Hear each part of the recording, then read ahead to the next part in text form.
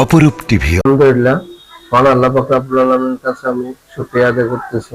এবার এটা যদিও বহির্বিশ্বে যে যুদ্ধকালীন সময়ে আমাদের দেশে এটার প্রভাব পড়ছে, যাই হোক আমি এইটাকে যুদ্ধকালীনের পরও যেভাবে এই দেশের মানুষ সুন্দরভাবে দ্রব্যমূল্য থেকে নিয়ে তেল সবকিছু নিয়ে যেভাবে যে বাজারে একটা স্থিতিশীল অবস্থায় ছিল, এটার জন্য সর্বপ্রথম আমি মাননীয় প্রধানমন্ত্রী জনাব তারেক রহমানকে ধন্যবাদ জ্ঞাপন করছি।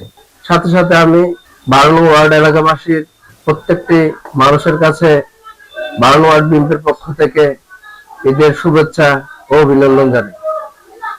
আপনারা জানেন বিগত দিনে যে দেশের পরিস্থিতি ছিল, জনাব তারেক রহমান আসার পরে উনি যে নতুনত্ব রাজনীতিতে নিয়ে আসছেন, প্রতিহিংসা বাদ দিয়ে নতুন দেশ গড়ার যে সংকল্প ওনার মনে ধারণ করতেছে, এবং আমাদের প্রতিটি নেতা কর্মীদের কাছে যে মেসেজটি উনি দিয়েছেন যে আমরা যেন সবাই সুশৃঙ্খল ভাবে দেশের সাধারণ জনগণের জন্য কাজ করে যাই।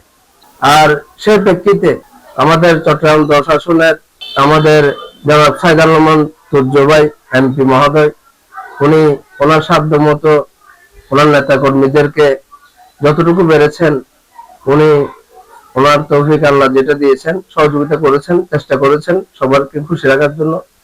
সাথে সাথে আমাদের অন্যান্য নেতারাও চেষ্টা করেছেন যে নেতা কর্মীদেরকে কিভাবে ভালো রাখা যায়, যেহেতু বিএনপি একটা বড় দল, সবাই আসলে মন রক্ষা করা এত সহজ না। আমি মনে করবো আগামীতে এটা ধারাবাহিকতা বজায় থাকবে, এবং আগামীতে আমরা যে নতুন বাংলাদেশ গড়ার জন্য বিশেষ করে জনাব তারেক রহমান যে মাদক কিশোরগঞ্জ জুয়ার ব্যাপারে যে একটি প্রতিজ্ঞাবদ্ধ যে এটা নির্মূলের ব্যাপারে, আমি প্রশাসনকে আহ্বান জানাবো আপনারা এই বিষয়টাকে একটু আন্তরিকভাবে নেন। এই বিষয়টাকে আন্তরিকভাবে নিলে এখনো আমাদের এলাকায় বিভিন্ন জায়গায় মাদকের ছড়াছড়ি, আমার খুব কষ্ট লাগে মাননীয় প্রধানমন্ত্রী বলার পরও কিভাবে এই মাদক কিশোরগঞ্জ এখনো এলাকায় বসবাস করে। কয়েকদিন আগে ঈদের দিন আপনারা জানেন আমাদের বিএনপির সাবেক সাংগঠনিক সম্পাদক জনাব এনামুল কবির আলম ভাই, ওনাকে ওনার বাসার সামনে কিশোরগঞ্জের কিছু সদস্য দুষ্কৃতিকারীরা ওনাকে এবং ওনার ছেলেকে ছুরিয়াঘাত করেছে। এখন ওনারা চট্টগ্রাম মেডিকেলে ভর্তি আছেন, আশঙ্কাজনক অবস্থা ছিলেন, এখন আলহামদুলিল্লাহ ভালো আছে।